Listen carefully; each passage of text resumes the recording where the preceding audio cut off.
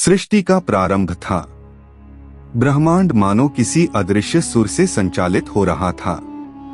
दिशाओं में शांति थी, आकाश में देवगण अपने अपने लोक में रमे थे, ऋषि मुनि तप में लीन थे और प्रजाजन धर्म में रत। सत्ययुग का युग धर्म था, सत्य, तपस्या और संतुलन।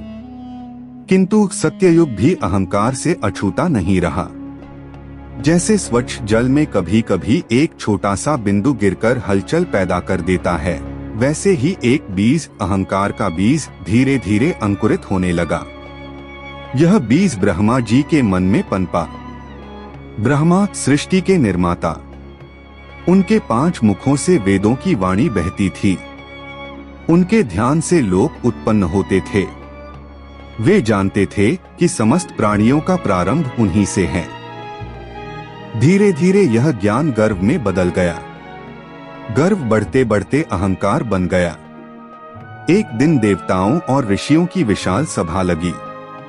वहां सब देवता एकत्र थे, इंद्र, वरुण, अग्नि, सोम और असंख्य महर्षि।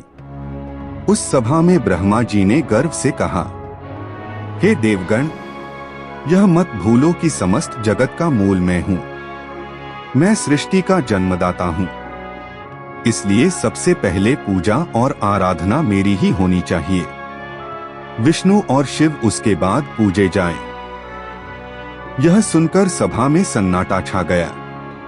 किसी ने विरोध नहीं किया, किंतु मौन ही सबसे बड़ा प्रश्न था। देवताओं के मन में शंका थी, महर्षियों के मन में पीड़ा थी। वे जानते थे अहंकार धर्म को खा जाता है और धर्म का पतन ब्रह्मांड का पतन होता है। जब यह समाचार कैलाश पहुंचा, शिव गंभीर हो गए। उनकी जटाओं में गंगा बह रही थी, नेत्रों में करुणा और साथ ही प्रचंड शक्ति की झलक थी। वे जानते थे यदि ब्रह्मा का यह अहंकार बढ़ा तो त्रिलोकी में असंतुलन फैल जाएगा। शिव ने दूत भेजा, ब्रह्मा से कहो वे संतुलन का पालन करें। सृष्टि का रचिता होना महान है, परंतु रचना के बिना पालन अधूरा है और पालन के बिना सहार अधूरा। तीनों मिलकर ही चक्र पूर्ण होता है। ब्रह्मा ने यह संदेश सुना, किंतु उनका अहंकार इतना गहरा था कि वे हंस पड़े। उन्होंने 5वें मुख से कहा, शिव केवल संहारक हैं। मृत्यु और विनाश ही उनका कार्य है। सृजन का गौरव मेरा है।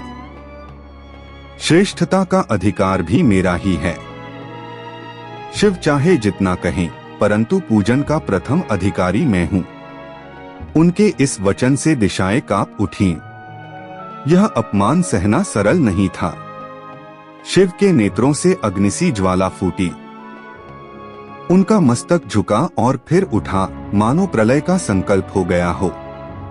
और तभी उनके क्रोध से प्रकट हुआ काल भैरव, विकराल, अद्भुत और रहस्यमय। उनकी जटाएं आकाश छू रही थीं, गले में खोपड़ियों की माला थी, कराल दांत चमक रहे थे और नेत्रों से अग्नि की लपटें निकल रही थीं। हाथ में खड्ग और त्रिशूल। स्वर ऐसा कि दिशाएं थर्रा गईं। देवता भय से कांप उठे। भैरव ने ब्रह्मांड को देखा और बिना विलंब किए ब्रह्मा की ओर बढ़े। सभा भय से ठिठक गई। कोई कुछ समझ पाता, इससे पहले ही भैरव ने अपने खड्ग से ब्रह्मा के 5वें मुख को काट डाला। क्षण भर के लिए समय रुक सा गया। ब्रह्मा का 5वां सिर भूमि पर गिरा। दिशाओं में मौन छा गया। देवता स्तब्ध थे, ऋषि निशब्द। यह केवल एक वार नहीं था, यह घोषणा थी, अहंकार चाहे सृष्टिकर्ता में भी क्यों न आ जाए, उसका अंत निश्चित है। ब्रह्मा लज्जित हुए। उन्होंने मस्तक झुकाकर शिव से क्षमा मांगी। उनका गर्व गल गया। किंतु भैरव का भाग्य कठिन हो गया, क्योंकि शास्त्रों में ब्रह्महत्या कांड सबसे बड़ा पाप माना गया और भैरव, जिन्होंने ब्रह्मा का सिर काटा था, उसी पाप से बंध गए। ब्रह्मा का कटा हुआ सिर उनके हाथ से अलग नहीं हुआ। वे जहां जाते वह सिर उनके हाथ में चिपका रहता। भैरव ने शाप स्वीकार किया। वे नग्न होकर नगर नगर घूमे। उनकी आंखों में प्रलय का प्रकाश था, पर हाथ में ब्रह्मा का सिर भिक्षा पात्र बन गया। लोग उन्हें देखकर कांप जाते। वे भिक्षा मांगते, परंतु वह भिक्षा केवल अन्न की नहीं थी, वह भिक्षा थी क्षमा की। 12 वर्षों तक वे भटकते रहे, कभी पर्वतों में, कभी नगरों में, कभी श्मशानों में। उनके कदम जहां पड़ते वहां रहस्य की छाया छा जाती। वे भिक्षाटन मुरारी कहलाए। देवता भी भयभीत थे। वे जानते थे कि भैरव स्वयं शिव का अंश हैं, परंतु ब्रह्म हत्याकांड का दोष उन पर भारी था। सभी प्रतीक्षा कर रहे थे कब यह प्रायश्चित पूर्ण होगा। अंततः एक दिन भैरव काशी पहुंचे। काशी, जहां धर्म और सत्य की धारा गंगा की तरह बहती थी, जहां हर गली में मंत्रों की गूंज होती। उस समय एक कुत्ता उनके साथ हो गया, जिसने सदैव उनकी निष्ठापूर्वक रक्षा व साथ निभाया। तभी से वह कुत्ता उनकी सवारी के रूप में पूजनीय माना जाने लगा। काला कुत्ता काल भैरव की सवारी इसलिए बना क्योंकि वह वफादारी, सतर्कता, रक्षक शक्ति, तामस ऊर्जा और यमदूत का प्रतीक है। यह दार्शनिक रूप से भी दर्शाता है कि भैरव अपने भक्त की रक्षा मृत्यु तक करते हैं और पापियों को समय आने पर दंड देते हैं। भैरव सीधे अन्नपूर्णा देवी के मंदिर पहुंचे। वहां उन्होंने भिक्षा मांगी। माता अन्नपूर्णा ने करुणा से उनकी ओर देखा और भिक्षा दी। जैसे ही भैरव ने भिक्षा स्वीकार की, ब्रह्मा का कटा हुआ सिर उनके हाथ से अलग होकर पाताल में चला गया।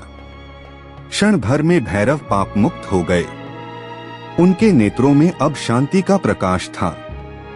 उनका स्वर अब भी गूंज रहा था, पर उसमें करुणा थी। और तभी काशी ने उन्हें अपना रक्षक स्वीकार किया। उन्हें नगर का कोतवाल घोषित किया गया। तब से वे काशी के कोतवाल कहलाते हैं। आज भी वाराणसी में काल भैरव का मंदिर है, जहां लोग न्याय और रक्षा के लिए उनकी शरण में आते हैं। काल भैरव का स्वरूप केवल रौद्र नहीं है। वे दुष्टों का नाश करते हैं, परंतु भक्तों के लिए अति कृपालु हैं। वे भय का अंत करते हैं। उनके दरबार में कोई भी अन्याय नहीं ठहरता। यह कथा केवल एक घटना नहीं है, यह धर्म का गहन संदेश है। ब्रह्मा का 5वां सिर अहंकार का प्रतीक था। भैरव द्वारा उसका काटा जाना बताता है कि अहंकार चाहे कितना भी गहरा क्यों न हो, उसका अंत निश्चित है। भैरव की भिक्षाटन यात्रा हमें सिखाती है कि कोई भी शक्ति, चाहे देवता ही क्यों न हो, जब धर्म से भटकती है तो उसे प्रायश्चित करना पड़ता है। काशी का कोतवाल बनना यह सिद्ध करता है कि धर्म की अंतिम रक्षा शक्ति और न्याय के हाथों होती है। कहानी का अंत शांति में है, परंतु उसका संदेश गर्जना जैसा है। अहंकार चाहे देवताओं में भी क्यों न आ जाए, उसका अंत निश्चित है। और जो धर्म का पालन करता है, उसके रक्षक स्वयं महाकाल के भैरव बनते हैं।